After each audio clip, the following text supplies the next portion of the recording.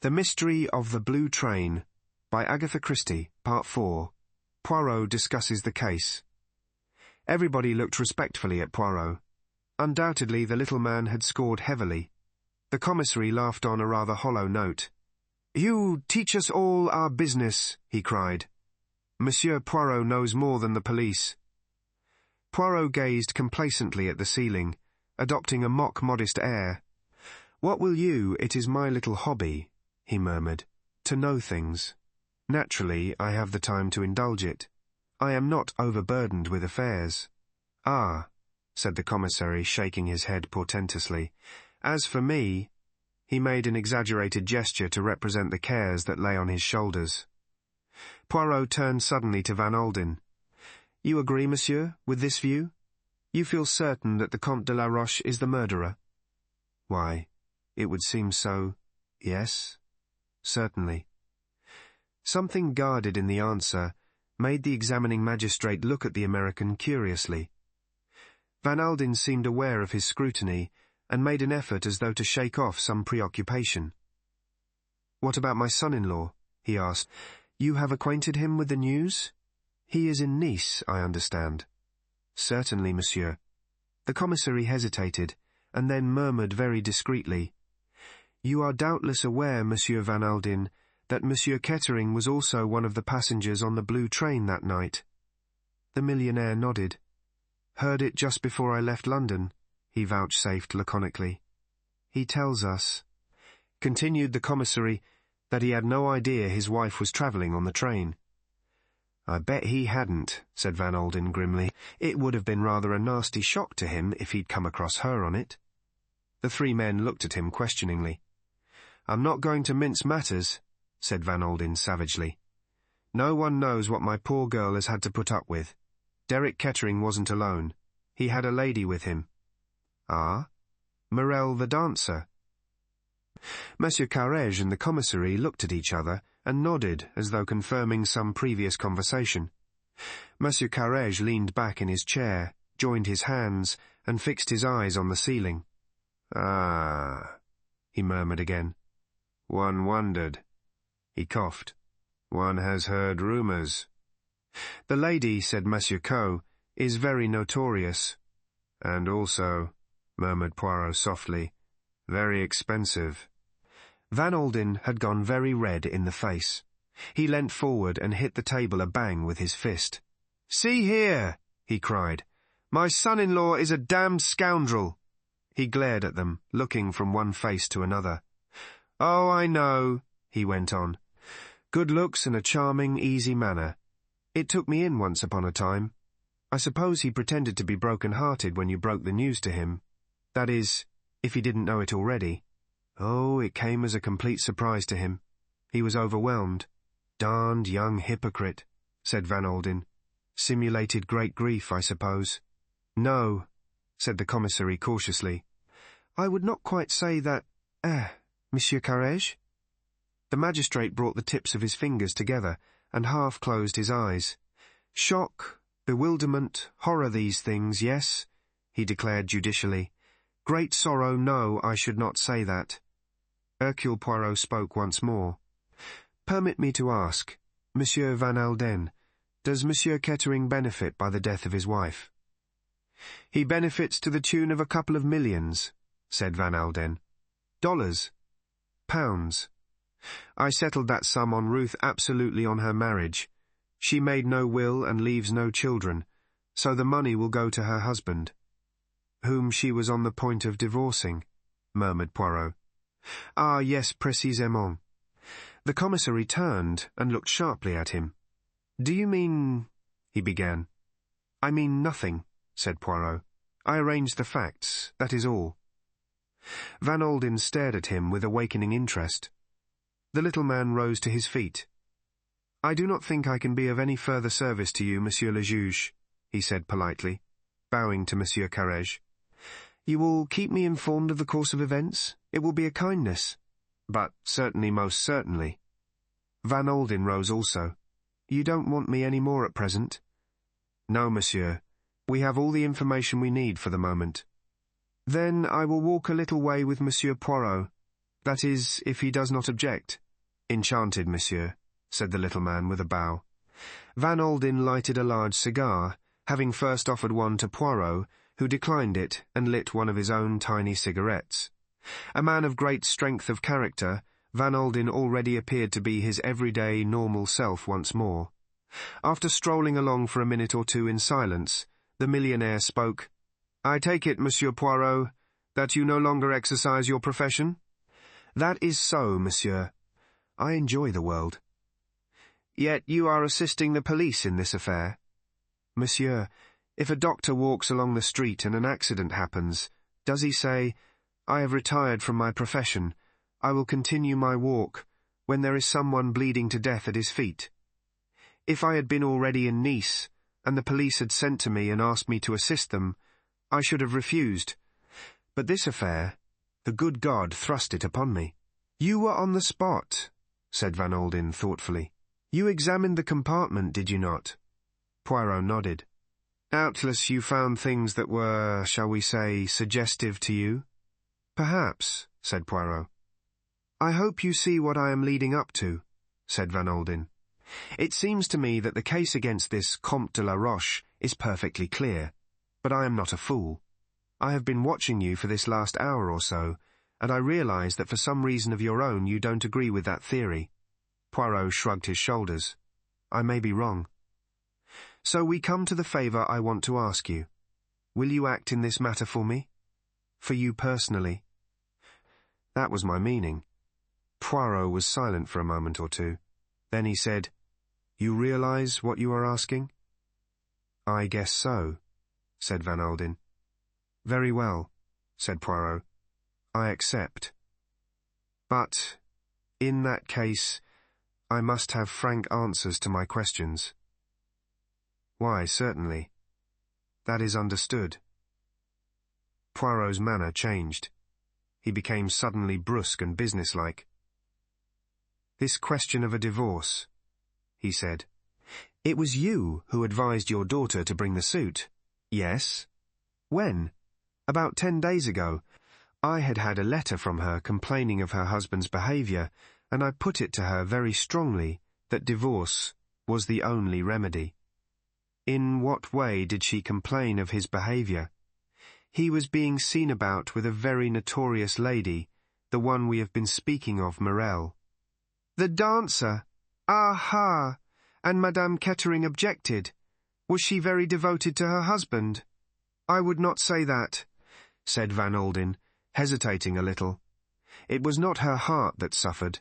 It was her pride, is that what you would say?" "Yes, I suppose you might put it like that. I gather that the marriage had not been a happy one from the beginning." "Derek Kettering is rotten to the core," said Van Alden. "He is incapable of making any woman happy. He is, as you say in England, a bad lot." "That is right, is it not?" Van Alden nodded. "Très bien. You advise Madame to seek a divorce. She agrees. You consult your solicitors. When does Monsieur Kettering get news of what is in the wind?" "I sent for him myself, and explained the course of action I proposed to take." "And what did he say?" murmured Poirot softly. Van Alden's face darkened at the remembrance. He was infernally impudent. "Excuse the question, monsieur, but did he refer to the Comte de la Roche?"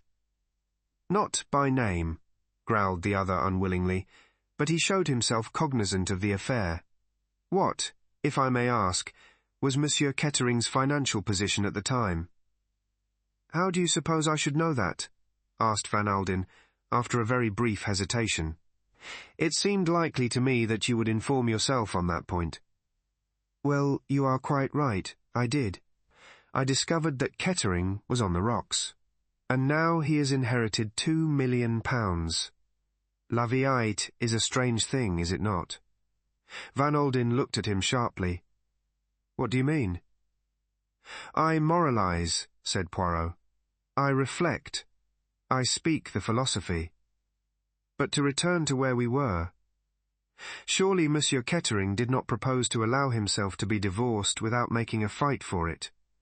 Van Alden did not answer for a minute or two. Then he said, I don't exactly know what his intentions were. Did you hold any further communications with him? Again a slight pause. Then Van Alden said, No. Poirot stopped dead, took off his hat, and held out his hand. I must wish you good day, monsieur. I can do nothing for you. What are you getting at? Demanded Van Alden angrily. If you do not tell me the truth, I can do nothing. I don't know what you mean. I think you do. You may rest assured, Monsieur Van Alden, that I know how to be discreet. Very well, then, said the millionaire. I'll admit that I was not speaking the truth just now. I did have further communication with my son-in-law. Yes? To be exact, I sent my secretary, Major Knighton, to see him, with instructions to offer him the sum of £100,000 in cash if the divorce went through undefended. A pretty sum of money? Said Poirot appreciatively. And the answer of Monsieur your son-in-law? He sent back word that I could go to hell, replied the millionaire succinctly. Ah, said Poirot. He betrayed no emotion of any kind. At the moment he was engaged in methodically recording facts. Monsieur Kettering has told the police that he neither saw nor spoke to his wife on the journey from England. Are you inclined to believe that statement, monsieur? Yes, I am, said Van Alden. He would take particular pains to keep out of her way, I should say. Why? Because he had got that woman with him. Morel? Yes. How did you come to know that fact? A man of mine, whom I had put on to watch him, reported to me that they had both left by that train. I see, said Poirot. In that case, as you said before, he would not be likely to attempt to hold any communication with Madame Kettering. The little man fell silent for some time. Van Alden did not interrupt his meditation. 17. An aristocratic gentleman. You have been to the Riviera before, Georges, said Poirot to his valet the following morning. George was an intensely English, rather wooden-faced individual. Yes, sir. I was here 2 years ago, when I was in the service of Lord Edward Frampton. And today, murmured his master, you are here with Hercule Poirot. How one mounts in the world. The valet made no reply to this observation. After a suitable pause, he asked, The brown lounge suit, sir. The wind is somewhat chilly today. There is a grease spot on the waistcoat, objected Poirot. A morceau of filet de sole à la Jeannette alighted there when I was lunching at the Ritz last Tuesday. There is no spot there now, sir, said George reproachfully. I have removed it. Très bien, said Poirot. I'm pleased with you, Georges. Thank you, sir. There was a pause, and then Poirot murmured dreamily, Supposing, my good Georges, that you had been born in the same social sphere as your late master, Lord Edward Frampton, that, penniless yourself, you had married an extremely wealthy wife, but that wife proposed to divorce you, with excellent reasons, what would you do about it? I should endeavour, sir, replied George, to make her change her mind. By peaceful or by forcible methods? George looked shocked. You will excuse me, sir, he said, but a gentleman of the aristocracy would not behave like a Whitechapel coster. He would not do anything low. Would he not, George? I wonder now. Well, perhaps you are right. There was a knock on the door. George went to it and opened it a discreet inch or two. A low, murmured colloquy went on, and then the valet returned to Poirot. A note, sir. Poirot took it. It was from Monsieur Coe, the commissary of police. We are about to interrogate the Comte de la Roche. The juge d'instruction begs that you will be present. Quickly, my suit, Georges. I must hasten myself. A quarter of an hour later, spick and span in his brown suit, Poirot entered the examining magistrate's room. Monsieur Coe was already there, and both he and Monsieur Carrege greeted Poirot with polite empressement. The affair is somewhat discouraging, murmured Monsieur Coe. It appears that the Comte arrived in Nice the day before the murder. If that is true, it will settle your affair nicely for you, responded Poirot. Monsieur Carrege cleared his throat. "We must not accept this alibi without very cautious inquiry," he declared. He struck the bell upon the table with his hand. In another minute a tall, dark man, exquisitely dressed, with a somewhat haughty cast of countenance, entered the room. So very aristocratic-looking was the Count that it would have seemed sheer heresy even to whisper that his father had been an obscure corn-chandler in Nantes, which, as a matter of fact, was the case. Looking at him, one would have been prepared to swear that innumerable ancestors of his must have perished by the guillotine in the French Revolution. "I am here, gentlemen," said the Count haughtily. "May I ask why you wish to see me?" "Pray be seated, Monsieur le Comte," said the examining magistrate politely. "It is the affair of the death of Madame Kettering that we are investigating." "The death of Madame Kettering? I do not understand. You were, acquainted with the lady, I believe, Monsieur le Comte?" "Certainly I was acquainted with her. What has that to do with the matter?" Sticking an eyeglass in his eye, he looked coldly round the room, his glance resting longest on Poirot, who was gazing at him with a kind of simple, innocent admiration, which was most pleasing to the Count's vanity. Monsieur Carrege leaned back in his chair and cleared his throat. "You do not perhaps know, Monsieur le Comte," he paused, "that Madame Kettering was murdered." "Murdered? Mon Dieu, how terrible!" The surprise and the sorrow were excellently done, so well done, indeed, as to seem wholly natural. "Madame Kettering was strangled between Paris and Lyons," continued Monsieur Carrege, "and her jewels were stolen." "It is iniquitous," cried the Count warmly. "The police should do something about these train bandits. Nowadays, no one is safe." "In Madame's handbag," continued the judge, "we found a letter to her from you. She had, it seemed, arranged to meet you." The Count shrugged his shoulders and spread out his hands. "Of what use are concealments?" he said frankly. "We are all men of the world. Privately and between ourselves, I admit the affair." "You met her in Paris and travelled down with her, I believe," said Monsieur Carrege. "That was the original arrangement, but by Madame's wish it was changed. I was to meet her at Hyères. You did not meet her on the train at the Gare de Lyon on the evening of the 14th. On the contrary, I arrived in Nice on the morning of that day, so what you suggest is impossible." Quite so, said Monsieur Carrege. "As a matter of form, you would perhaps give me an account of your movements during the evening and night of the 14th. The Count reflected for a minute. "I dined in Monte Carlo at the Café de Paris.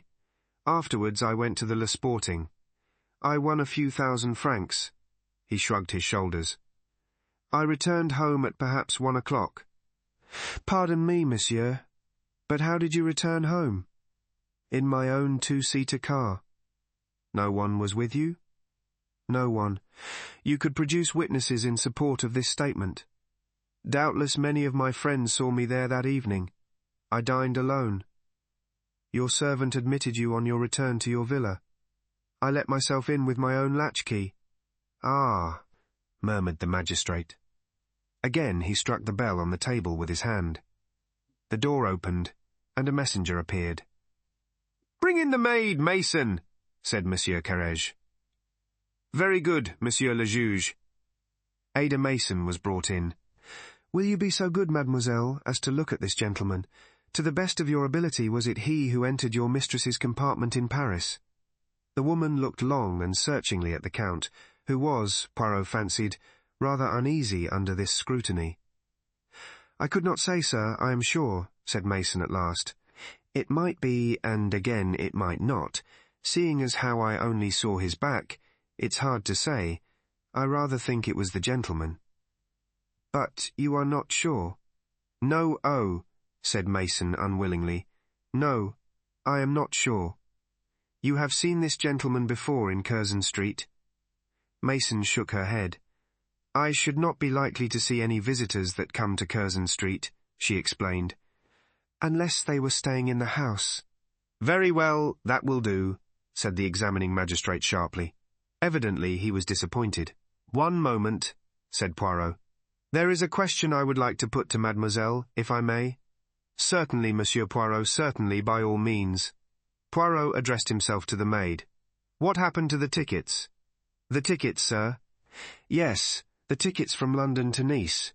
Did you or your mistress have them?" "The mistress had her own Pullman ticket, sir. The others were in my charge." "What happened to them?" "I gave them to the conductor on the French train, sir. He said it was usual." "I hope I did right, sir." "Oh, quite right, quite right. A mere matter of detail." Both M.C. Hercule and the examining magistrate looked at him curiously. Mason stood uncertainly for a minute or two, and then the magistrate gave her a brief nod of dismissal, and she went out. Poirot scribbled something on a scrap of paper and handed it across to Monsieur Carrege. The latter read it, and his brow cleared. "Well, gentlemen," demanded the Count haughtily, "am I to be detained further?" "Assuredly not, assuredly not, assuredly not, assuredly not," Monsieur Carrege hastened to say with a great deal of amiability. "Everything is now cleared up as regards your own position in this affair. Naturally, in view of Madame's letter, we were bound to question you." The Count rose, picked up his handsome stick from the corner, and, with rather a curt bow, left the room. "And that is that," said Monsieur Carrege. "You were quite right, Monsieur Poirot. Much better to let him feel he is not suspected. 2 of my men will shadow him night and day, and at the same time we will go into the question of the alibi. It seems to me rather a fluid one." "Possibly." Agreed, Poirot thoughtfully. "I asked Monsieur Kettering to come here this morning," continued the magistrate, "though really I doubt if we have much to ask him, but there are 1 or 2 suspicious circumstances." He paused, rubbing his nose. "Such as?" asked Poirot. "Well—" The magistrate coughed. "This lady with whom he is said to be travelling, Mademoiselle Mirel. She is staying at one hotel and he at another. That strikes me as rather odd." "It looks," said Monsieur Coe, "as though they were being careful." "Exactly," said Monsieur Carrege triumphantly. "And what should they have to be careful about?" "An excess of caution is suspicious, eh?" said Poirot. "Précisément." "We might, I think," murmured Poirot, "ask Monsieur Kettering 1 or 2 questions." The magistrate gave instructions. A moment or two later, Derek Kettering, debonair as ever, entered the room. "Good morning, monsieur," said the judge politely. "Good morning," said Derek Kettering curtly. "You sent for me. Has anything fresh turned up?" "Pray sit down, monsieur." Derek took a seat and flung his hat and stick on the table. "Well?" he asked impatiently. "We have, so far, no fresh data," said Monsieur Carrege cautiously. "That's very interesting," said Derek dryly. "Did you send for me here in order to tell me that?" "We naturally thought, monsieur, that you would like to be informed of the progress of the case," said the magistrate severely, "even if the progress was non-existent. We also wish to ask you a few questions." "Ask away." "You are quite sure that you neither saw nor spoke with your wife on the train?" "I've answered that already." "I did not. You had no doubt your reasons." Derek stared at him suspiciously. "I did not know she was on the train," he explained, spacing his words elaborately, as though to someone dull of intellect. "That is what you say, yes," murmured Monsieur Carrege. A frown suffused Derek's face. "I should like to know what you're driving at." "Do you know what I think, Monsieur Carrege?" "What do you think, monsieur?" "I think the French police are vastly overrated. Surely you must have some data as to these gangs of train robbers. It's outrageous that such a thing could happen on a train de luxe like that, and that the French police should be helpless to deal with the matter." "We are dealing with it, monsieur, never fear." "Madame Kettering, I understand, did not leave a will," interposed Poirot suddenly. His fingertips were joined together, and he was looking intently at the ceiling. "I don't think she ever made one," said Kettering. "Why?" "It is a very pretty little fortune that you inherit there," said Poirot. "A very pretty little fortune." Although his eyes were still on the ceiling, he managed to see the dark flush that rose to Derek Kettering's face. "What do you mean? And who are you?" Poirot gently uncrossed his knees, withdrew his gaze from the ceiling, and looked the young man full in the face. "My name is Hercule Poirot," he said quietly, "and I am probably the greatest detective in the world. You are quite sure that you did not see or speak to your wife on that train? What are you getting at? Do you mean to insinuate that I killed her?" He laughed suddenly. "I mustn't lose my temper. It's too palpably absurd. Why, if I killed her, I should have had no need to steal her jewels, would I?" "That is true," murmured Poirot, with a rather crestfallen air. "I did not think of that. If ever there were a clear case of murder and robbery, this is it," said Derek Kettering. "Poor Ruth, it was those damned rubies did for her. It must have got about she had them with her. There has been murder done for those same stones before now, I believe." Poirot sat up suddenly in his chair. A very faint green light glowed in his eyes. He looked extraordinarily like a sleek, well-fed cat. "One more question, Monsieur Kettering," he said. "Will you give me the date when you last saw your wife?" "Let me see," Kettering reflected. "It must have been, yes, over 3 weeks ago.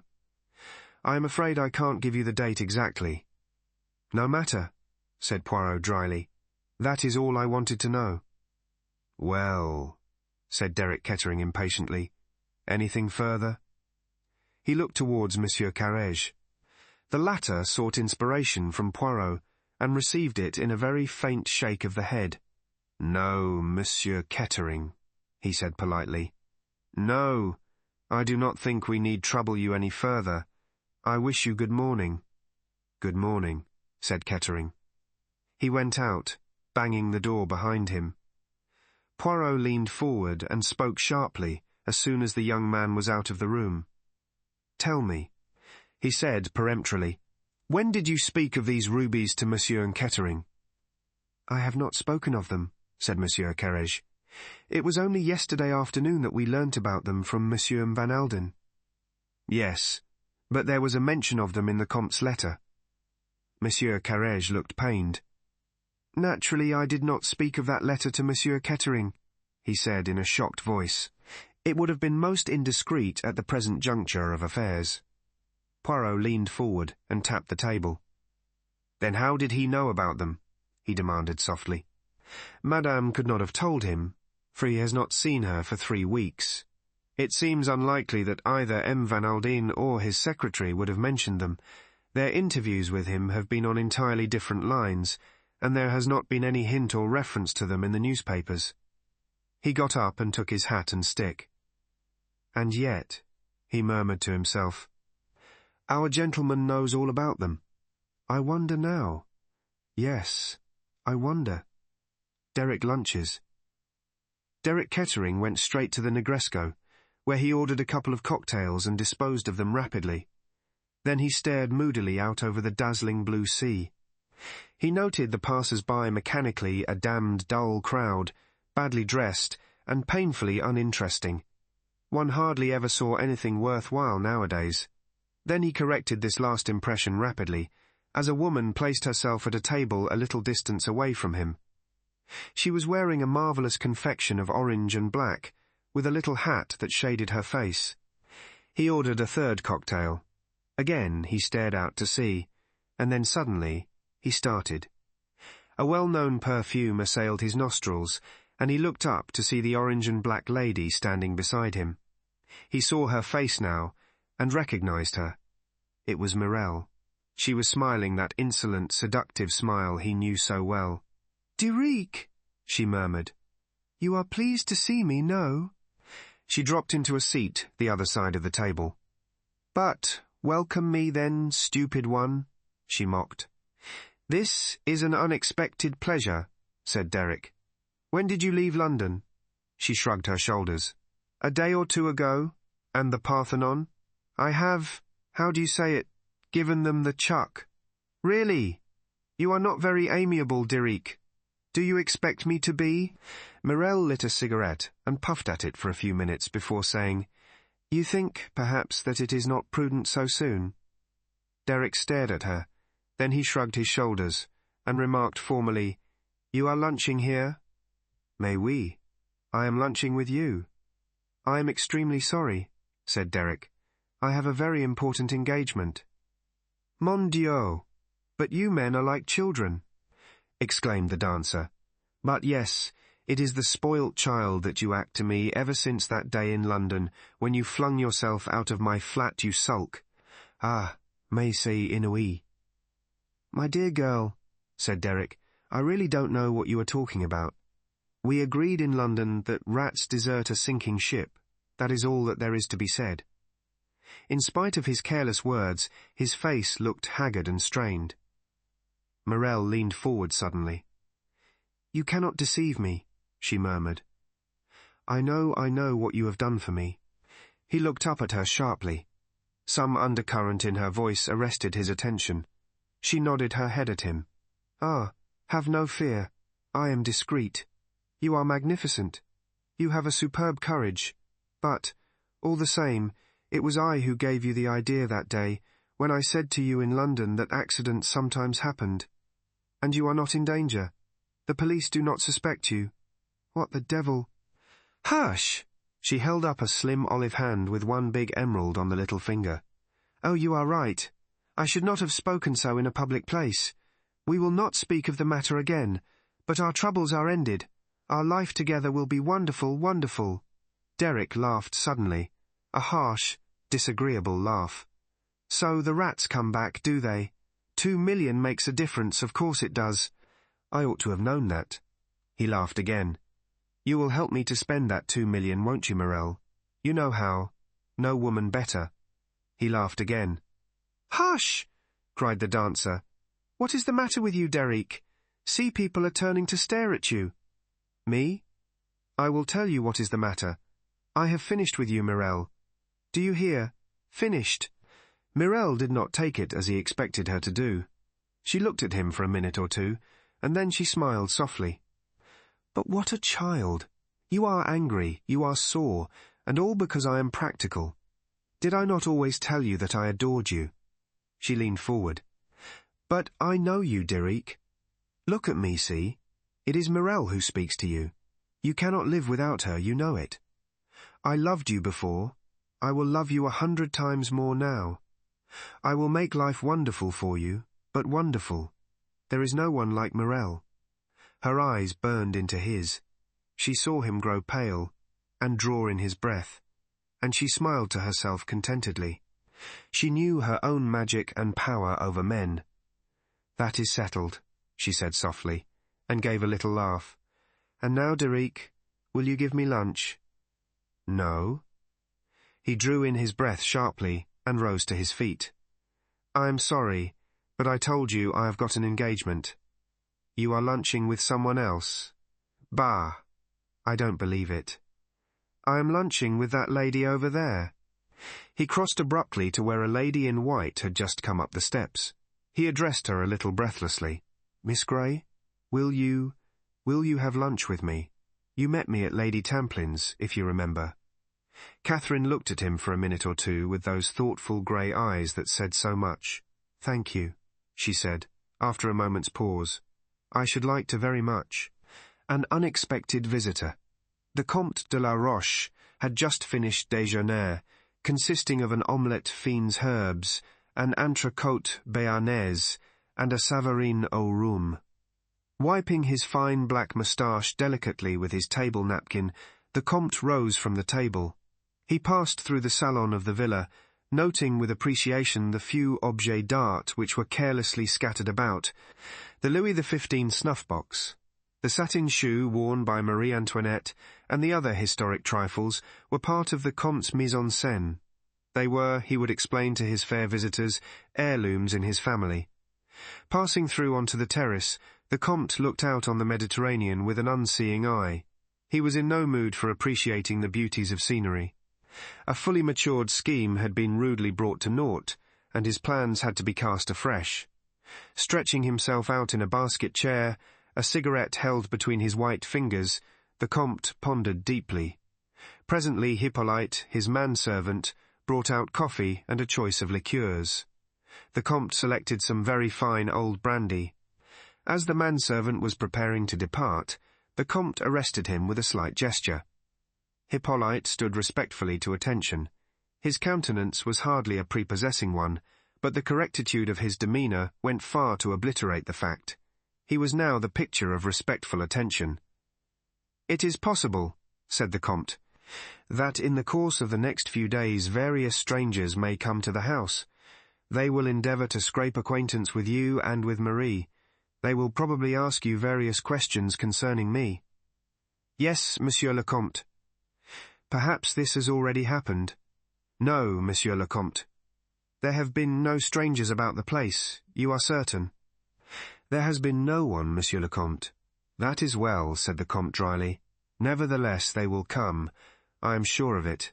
They will ask questions." Hippolyte looked at his master in intelligent anticipation. The Comte spoke slowly, without looking at Hippolyte. "As you know, I arrived here last Tuesday morning. If the police or any other inquirer should question you, do not forget that fact. I arrived on Tuesday, the 14th, not Wednesday, the 15th. You understand?" "Perfectly, Monsieur le Comte. In an affair where a lady is concerned, it is always necessary to be discreet. I feel certain, Hippolyte, that you can be discreet." "I can be discreet, monsieur." "And Marie?" "Marie? Also. I will answer for her." "That is well, then," murmured the Comte. When Hippolyte had withdrawn, the Comte sipped his black coffee with a reflective air. Occasionally he frowned, once he shook his head slightly, twice he nodded it. Into the midst of these cogitations came Hippolyte once more. "A lady, monsieur." "A lady?" The Comte was surprised. Not that a visit from a lady was an unusual thing at the Villa Marina, but at this particular moment the Comte could not think who the lady was likely to be. "She is, I think, a lady not known to monsieur," murmured the valet helpfully. The Comte was more and more intrigued. "Show her out here, Hippolyte," he commanded.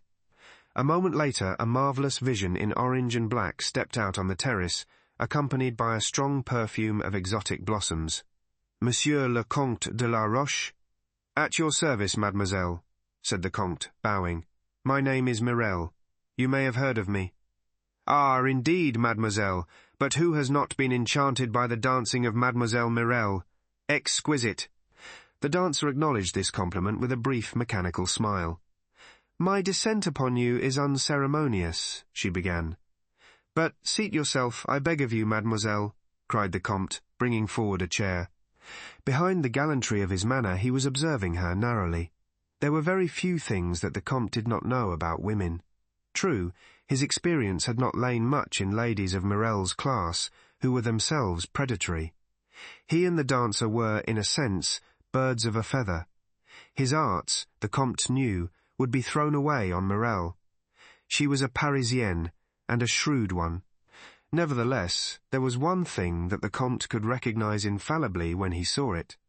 He knew at once that he was in the presence of a very angry woman, and an angry woman, as the Comte was well aware, always says more than is prudent, and is occasionally a source of profit to a level-headed gentleman who keeps cool. "It is most amiable of you, mademoiselle, to honour my poor abode thus." "We have mutual friends in Paris," said Mirel.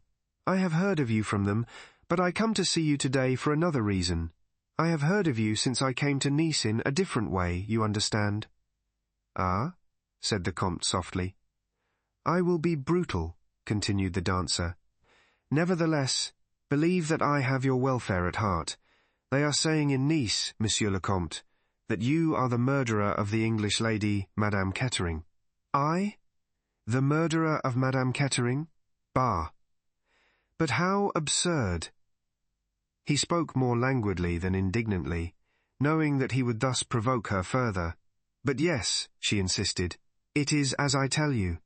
It amuses people to talk," murmured the Comte indifferently. "It would be beneath me to take such wild accusations seriously." "You do not understand." Mirel bent forward, her dark eyes flashing. It is not the idle talk of those in the streets. It is the police. The police are? The Comte sat up, alert once more. Mirelle nodded her head vigorously several times. Yes, yes. You comprehend me. I have friends everywhere. The prefect himself. She left the sentence unfinished, with an eloquent shrug of the shoulders. Who is not indiscreet where a beautiful woman is concerned? Murmured the Count politely. The police believe that you killed Madame Kettering, but they are wrong. Certainly they are wrong, agreed the Comte easily. You say that, but you do not know the truth. I do. The Comte looked at her curiously. You know who killed Madame Kettering? Is that what you would say, mademoiselle? Mirelle nodded vehemently. Yes. Who was it? Asked the Comte sharply. Her husband. She bent nearer to the Comte, speaking in a low voice that vibrated with anger and excitement. It was her husband who killed her. The Comte leant back in his chair. His face was a mask. Let me ask you, mademoiselle, how do you know this? How do you know this? How do you know this? How do I know it? Mirelle sprang to her feet with a laugh. He boasted of it beforehand. He was ruined, bankrupt, dishonoured. Only the death of his wife could save him. He told me so. He travelled on the same train, but she was not to know it. Why was that, I ask you? So that he might creep upon her in the night. Ah! She shut her eyes. I can see it happening. The Count coughed. Perhaps, he murmured. But surely, mademoiselle, in that case he would not steal the jewels. The jewels, breathed Mirelle. The jewels! Ah! Those rubies! Her eyes grew misty, a faraway light in them. The Comte looked at her curiously, wondering for the 100th time at the magical influence of precious stones on the female sex. He recalled her to practical matters. What do you want me to do, mademoiselle? Mirelle became alert and businesslike once more. Surely it is simple. You will go to the police. You will say to them that Monsieur Kettering committed this crime. And if they do not believe me? If they ask for proof? He was eyeing her closely. Mirelle laughed softly and drew her orange and black wrap closer round her. Send them to me, Monsieur le Comte, she said softly. I will give them the proof they want. Upon that she was gone, an impetuous whirlwind, her errand accomplished. The Comte looked after her, his eyebrows delicately raised. She is in a fury, he murmured. What has happened now to upset her? But she shows her hand too plainly. Does she really believe that Mr. Kettering killed his wife? She would like me to believe it. She would even like the police to believe it. He smiled to himself. He had no intention whatsoever of going to the police. He saw various other possibilities, to judge by his smile, an agreeable vista of them. Presently, however, his brow clouded. According to Mirelle, he was suspected by the police. That might be true, or it might not. An angry woman of the type of the dancer was not likely to bother about the strict veracity of her statements. On the other hand, she might easily have obtained inside information. In that case his mouth set grimly. In that case he must take certain precautions. He went into the house and questioned Hippolyte closely once more as to whether any strangers had been to the house. The valet was positive in his assurances that this was not the case. The Comte went up to his bedroom and crossed over to an old bureau that stood against the wall. He let down the lid of this, and his delicate fingers sought for a spring at the back of one of the pigeonholes. A secret drawer flew out. In it was a small brown paper package. The Comte took this out and weighed it in his hand carefully for a minute or two. Raising his hand to his head, with a slight grimace he pulled out a single hair. This he placed on the lip of the drawer and shut it carefully. Still carrying the small parcel in his hand, he went downstairs and out of the house to the garage, where stood a scarlet two-seater car. 10 minutes later he had taken the road for Monte Carlo. He spent a few hours at the casino, then sauntered out into the town. Presently he re-entered the car and drove off in the direction of Mentone. Earlier in the afternoon he had noticed an inconspicuous grey car some little distance behind him. He noticed it again now. He smiled to himself. The road was climbing steadily upwards. The Comte's foot pressed hard on the accelerator. The little red car had been specially built to the Comte's design, and had a far more powerful engine than would have been suspected from its appearance. It shot ahead. Presently he looked back and smiled. The grey car was following behind. Smothered in dust, the little red car leaped along the road. It was travelling now at a dangerous pace, but the Comte was a first-class driver. Now they were going downhill, twisting and curving unceasingly. Presently the car slackened speed, and finally came to a standstill before a bureau de poste. The Comte jumped out, lifted the lid of the tool chest, extracted the small brown paper parcel, and hurried into the post office. 2 minutes later, he was driving once more in the direction of Mentone. When the grey car arrived there, the Comte was drinking English 5 o'clock tea on the terrace of one of the hotels. Later he drove back to Monte Carlo, dined there, and reached home once more at 11 o'clock. Hippolyte came out to meet him with a disturbed face. "Ah, Monsieur le Comte has arrived. Monsieur le Comte did not telephone me by any chance?" The Comte shook his head.